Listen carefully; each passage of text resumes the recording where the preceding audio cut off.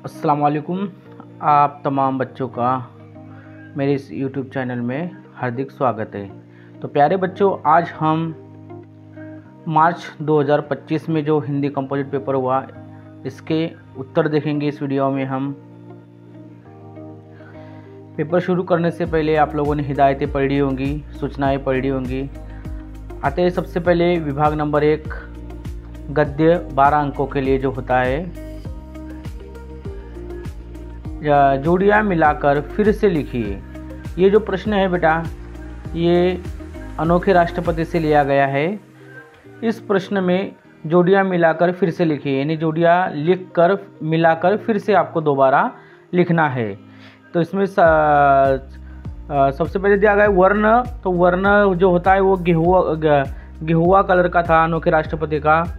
इनके बाद में इनका नाक जो था वो नाक कैसे था, भारी था। देखो बाण के जरिए मैंने बताया। उनके ओठ थे, ओठ कैसे थे, मोटे और सुडौल थे।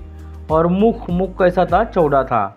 ये थे अनोखे राष्ट्रपति डॉक्टर राजेंद्र प्रसाद के चेहरे का वर्णन पूछा गया था जोड़ियाँ मिलाने के लिए। अगले प्रश्न की तरफ जाते हैं हम।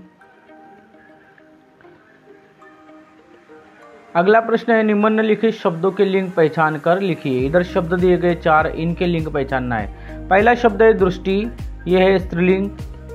दूसरा शब्द है अभिवादन, यह है पुल्लिंग। तीसरा शब्द है व्यक्तित्व, वो भी है पुल्लिंग। और चौथा जो शब्द है यह है स्त्रीलिंग। इसके बाद में तीसरा जो प्रश्न था वो था शारीरिक स्वस्थ ही सच्ची संपत्ति है। इस विषय पर 25 से 30 शब्दों में अपने विचार लिखिए। अब ये प्रश्न सबका अलग अलग हो सकता है, सबके विचार अलग अलग हो सकते हैं। सिर्फ मैं आपको इसके मीनिंग समझाता हूँ कि शारीरिक स्वास्थ्य, जैसे कि इंग्लिश में हम कहते हैं ना हेल्थ इज़ वेल्थ, है ना, सेहत ही दौलतमंद है। इसके ऊपर हमको 25 से 30 शब्द लिखना थे। इसलिए चलिए अगले सवाल की तरफ बढ़ते हैं हम। अगला सवाल है हमारा मुकदमे से लिया गया है इस पाठ के जरिए। इसमें कारण बताने का है आप लोगों को। सबसे पहले 2 कारण बताने का है कि पानी का अशुद्ध होना। क्या कारण था पानी का अशुद्ध होना? पहला है पशु अपनी गंदगी तालाब में छोड़ जाते हैं। और दूसरा है गांव की दूसरी गंदगी भी तालाब में फेंक दी जाती है। इसके बाद में निम्नलिखित शब्दों के वचन बदल कर लिखिए। यानी एक वचन रहा तो उसको बहुवचन बनाने का है और बहुवचन रहा तो उसको एक वचन बनाने का है। तो सबसे पहले शब्द था बीमारियाँ। बीमारियाँ क्या है? एक बहुवचन है, इसको बनाना है एक वचन। तो बीमारियाँ का हो जाएगा बीमारी। दूसरा नदी, नदी एक वचन है, इसकी बनाना है हमको बहुवचन, तो क्या हो जाएगा नदियाँ। इसके बाद में अगला प्रश्न है निम्नलिखित शब्दों के विलोम शब्द लिखिए। विलोम शब्द मतलब अपोजिट वर्ड। निम्नलिखित शब्दों के विलोम शब्द लिखिए। शहर, शहर का आएगा गांव।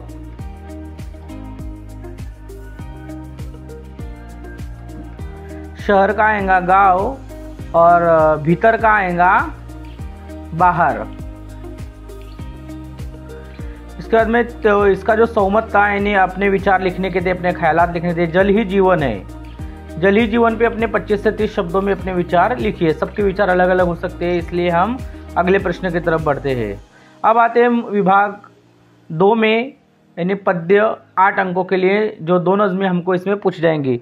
तो सबसे पहले नज़म पूछी गई है। पहली नज़म हमारे कक्षा 10वीं की सौंधी सुगंध। सौंधी सुगंध का सबसे पहले यहाँ पे प्रश्न आया है कि 1-2 शब्दों में उत्तर लिखने का है आप लोगों को। तो इसका मंसूबा सफल हो गया। उत्तर आएगा सागर का। सागर का मंसूबा सफल हो गया। दूसरा प्रश्न है इसने श्रृंगार किया। किसने श्रृंगार किया था? धरती ने। तीसरा प्रश्न था सौंधी सी सुगंध इससे बोली। सौंधी सी सुगंध किससे बोली? माटी से बोली। पावस का मधुमास यह बढ़ाता। क्या बढ़ाता है? पावस का मधुमास आस विश्वास बढ़ाता है। इसके बाद में पूछा गया है कि अंतिम 4 पंक्तियों का सरल अर्थ 25 से 30 शब्दों में लिखिए। यानी आप लोगों को इस कविता की जो अंतिम 4 पंक्तियाँ दी गई है पैराग्राफ में, उसके आखिरी के जो लास्ट, अंतिम मतलब लास्ट जो अंतिम जो लास्ट पंक्ति है, उनके आपको अपने शब्दों में आपको क्या समझ में आए कविता, ये उनका सरल अर्थ आपको बताना है। इसके बाद में दूसरी कविता की ओर आते हैं। दूसरी कविता है अति सोहज श्याम जी के प्रश्न आया हुआ है। प्रश्न है इसमें संजाल पूर्ण करना है। प्रश्न आया है इसमें कि कृष्ण का निरंतर गुणगान करने वाले, यानी कृष्ण का निरंतर गुणगान कौन करते थे? देखो, शेष, गणेश, महेश और दिनेश। इसके बाद में और दूसरा प्रश्न है इसका 2 अंकों के लिए, प्रथम 2 पंक्तियों का सरल अर्थ लिखिए 25 से 30 शब्दों में। ये भी 25 से 30 अल्फाज में आपको इसकी प्रथम 2 यानी शुरुआती 2 लाइन का आपको इसका सरल अर्थ लिखना है। इसके बाद आते हैं विभाग नंबर 3, भाषा अध्ययन व्याकरण, 8 अंकों के लिए यानी व्याकरण के तौर आते हैं। मानक वर्तनी के अनुसार सही शब्द छांटकर लिखिए। यहाँ पर 4 शब्द दिए गए, इसमें से 3 गलत है और 1 सही है, वो लिखने का है। तो दृष्टि, ये देखिए दृष्टि इसमें तीसरा वाला सही है और बुद्धि भी इसमें तीसरा वाला सही है, तो दोनों इधर सही जवाब लिखे हुए हैं। उसके बाद में अगला प्रश्न आता है कि निम्नलिखित में से किसी एक अवयव का अर्थपूर्ण वाक्यों में प्रयोग कीजिए, यानी जो अवयव दिए गए हैं इनको वाक्य में इस्तेमाल करना है। जैसा कि के कारण, ये अवयव है, इसको वाक्य में प्रयोग करना है।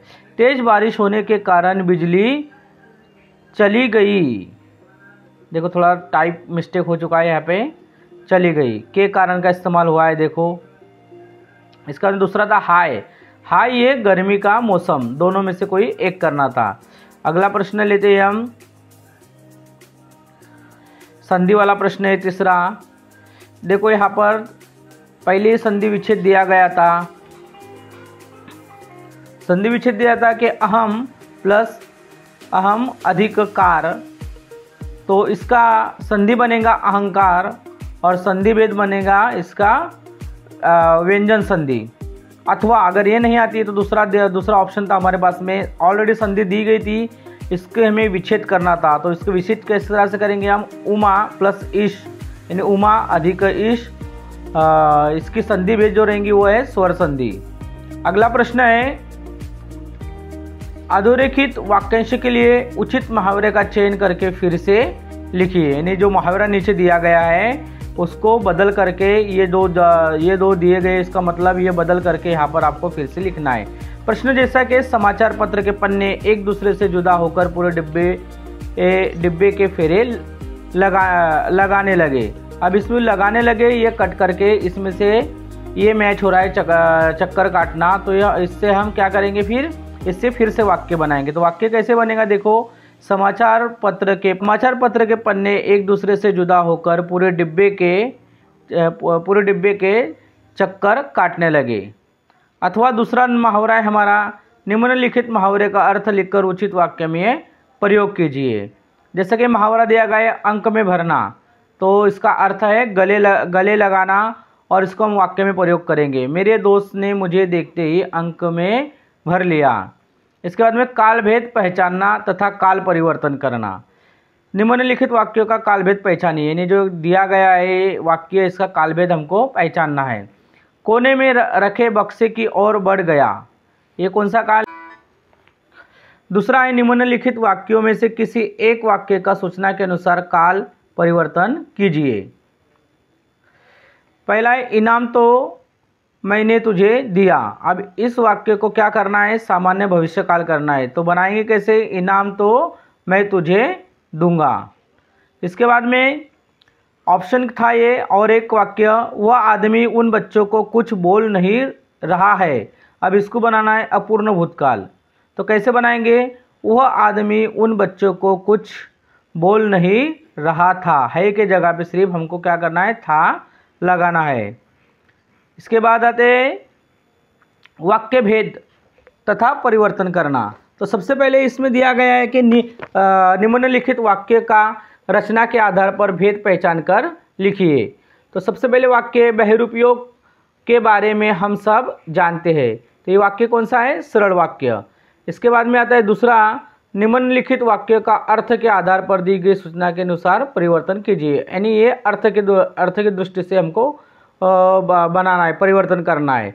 वाक्य दिया गया कि चित्रकला का माध्यम आपने चुना, इसको बनाना क्या है, प्रश्नार्थक वाक्य बनाना है। तो देखो प्रश्नार्थक वाक्य कैसे बनाते हैं, देखो नीचे जवाब दिया गया है कि आपने चित्रकला का माध्यम कैसे चुना।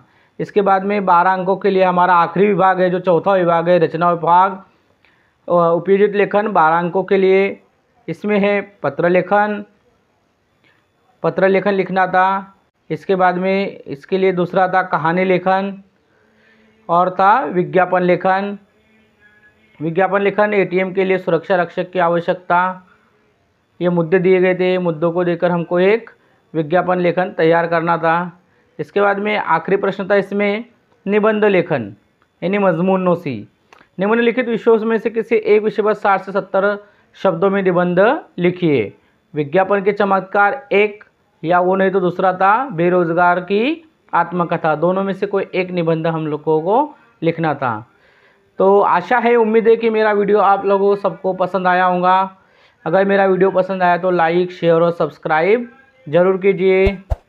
धन्यवाद।